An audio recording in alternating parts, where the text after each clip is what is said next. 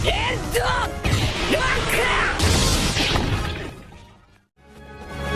賊王になる男だ。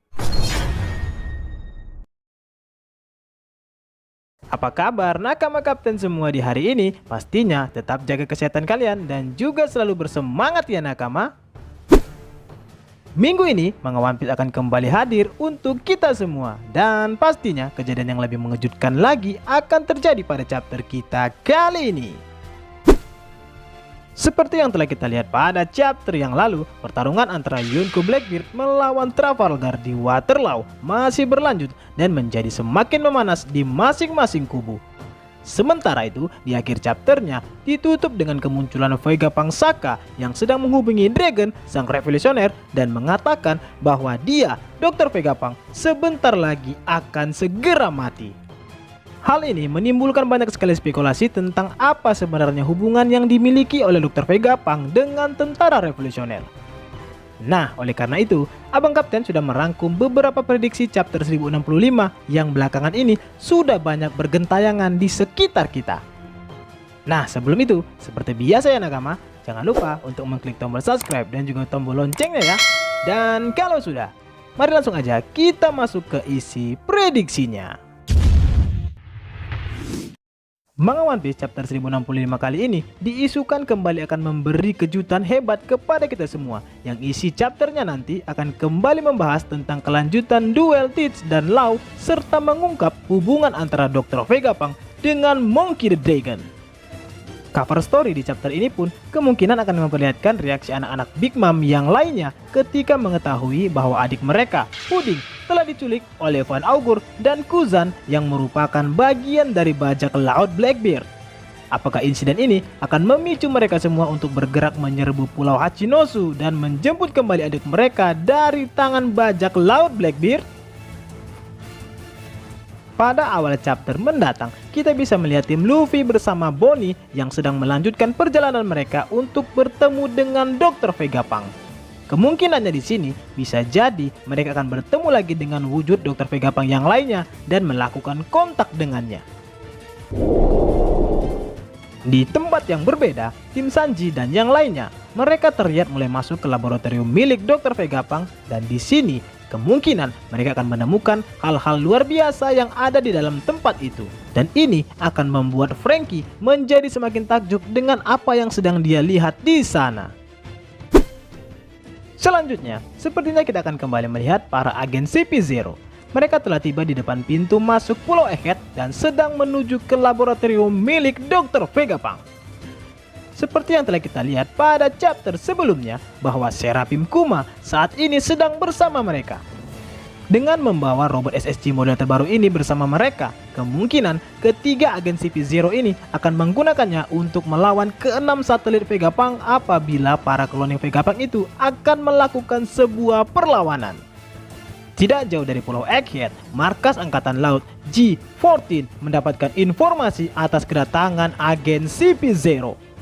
Mengetahui hal itu, para anggota SWORD yang ada di sana pun menjadi curiga atas kedatangan pasukan elit milik pemerintah dunia itu, sehingga mereka pun mengirimkan beberapa anggota pengintai untuk menyelidiki apa tujuan agen CP0 datang ke Pulau Egghead. Lanjut, kita akan melihat kelanjutan perbincangan antara Vegapunk Saka dengan sang revolusioner Monkey the Dragon. Sebelumnya, Vegapunk Saka mengatakan kepada Dragon bahwa dirinya tidak lama lagi akan segera mati. Ini tentunya menimbulkan beberapa asumsi liar yang menyatakan jika Vegapunk sudah tahu bahwa dirinya telah dikhianati oleh pemerintah dunia dan saat ini nyawanya sedang diincar oleh agen CP0. Atau bisa jadi Dr. Vegapunk saat ini sedang dalam keadaan sakit karena usianya yang sudah mulai menua, sehingga dia menghubungi Dragon untuk membicarakan suatu hal yang sangat penting. Percakapan mereka ini pun kemungkinan akan mengungkap adanya sebuah senjata penghancur yang sangat kuat ciptaan dari Dr. Vegapunk yang akan dia serahkan kepada tentara revolusioner manakala dirinya akan mati nanti. Apabila benar demikian, akankah ini menandakan bahwa Dr. Vegapunk memang benar memiliki keterkaitan dengan tentara revolusioner? Atau jangan-jangan dia sebenarnya memang benar merupakan bagian dari tentara revolusioner itu sendiri seperti yang telah diisu-isukan belakangan ini? Kemudian kita akan kembali melihat pertarungan antara Trafalgar di Waterloo dan Sang Yonko Marshal di Teach yang masih berlanjut.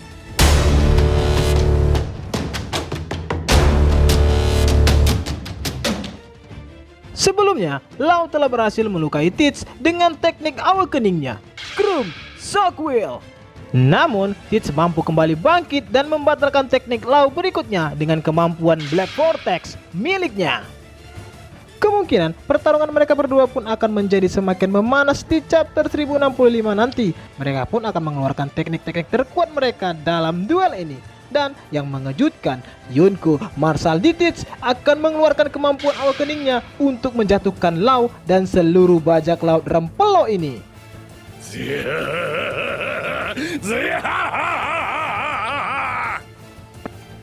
Kemampuan awakening Yonko Teach ini kemungkinan berasal dari salah satu buah iblis miliknya yang diam-diam telah dia simpan selama ini, yang mana itu mampu mempengaruhi situasi atau keadaan yang ada di Pulau Winner saat ini.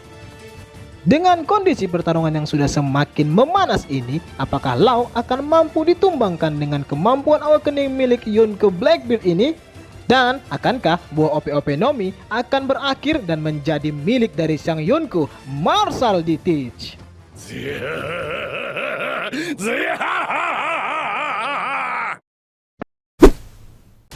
Nah, itulah tadi beberapa prediksi chapter 1065 yang sudah Abang Kapten rangkum dan bagikan untuk nakama semuanya. Selamat menikmati dan semoga bermanfaat.